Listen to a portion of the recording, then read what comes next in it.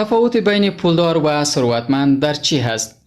برای شما در این ویدیوی کوتاه خلاصه پولدار و ثروتمند را توضیح خواهم داد. خیلی های این دو جمله را به اشتباه میگیرند، گویا تفاوتی بین پولدار و ثروتمند وجود ندارد. پولدار و ثروتمند از نظر ظاهری شبیه هم هستند، در حالی که هر دو مفهوم خاص خود را دارد.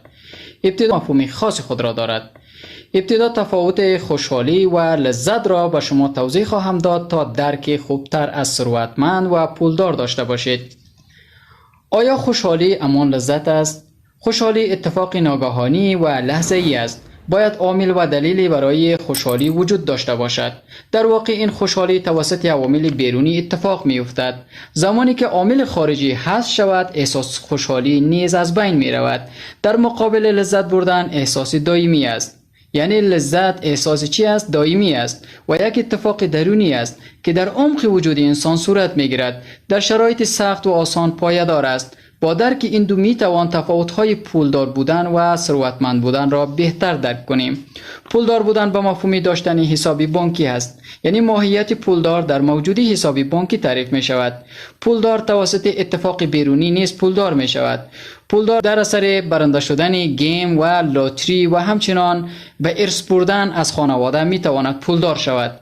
ممکن است شادی نداشته باشد و سلامتی نداشته باشد و از این پول لذت خوب هم برده نتواند و سایر چیزها را نداشته باشد. اما ثروتمند به سختی به پولی که دارد وابسته می شود.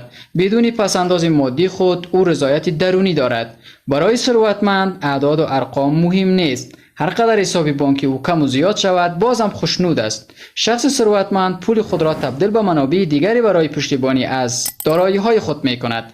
هر قدر که مفهوم پولدار بودن آسان است، مفهوم ثروتمند بودن پیچیده و سخت خواهد شد.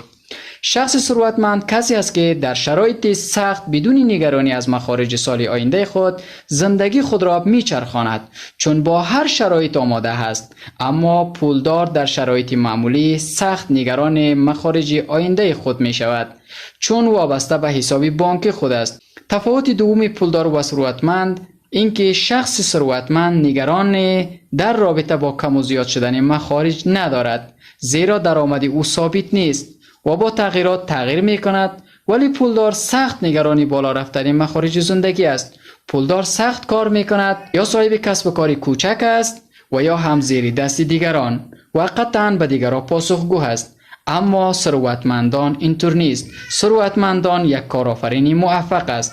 برای در صورت از دست دادن پولشان هیچ نگرانی نداره. دوباره با اون مدتی که ثروتمند شده زودتر از قبل ثروتمند می شود و به هیچ کس پاسخگو هم نیست. ثروتمند سلامتی داره، شادی داره. پولدارها همیشه مریض است و نگرانی بی‌مورد دارد. نه شادی دارد و نه سلامتی دارد. ثروتمند سلامتی و شادی دارد، ولی پولدارها همیشه برای ترسی از دست دادن پولشان مریض است. نگرانی های بی‌مورد دارند، نه شادی و نه سلامتی دارند و نه از پولی که دارند لذت میبرند. داشتن زندگی خانوادگی عالی خودش ثروت است. اکثر پولدارها زندگی خانوادگی عالی ندارند. خانواده های خود را به قیمت پول فروختند. آرامش درونی ندارند، ولی برخلاف ثروتمندان اینها را دارند. خانواده خود را درک میکند، وقت میگذارد. ثروتمند زندگی کردن یک روش هوشمندانه زندگی کردن است. ثروتمند زندگی کردن به این معنی نیست که موفقیت های پولدار شدن را از دست بدهند، بلکه آنها همیشه از فرصت های استفاده کرده و ریسک پذیری بالایی دارند. آنها هر اتفاق احتمالی را پیش بینی کرده و برای آنها برنامه ریزی می کنند. ثروتمندان هر ماه گردش مالی خود را بررسی می کنند، جزئیات دخل و خرج خود را بررسی می کنند. اما پولدارها فقط به دنبال پول است. برای به دست آوردن ثروت ذهنیت ثروتمند باید داشت.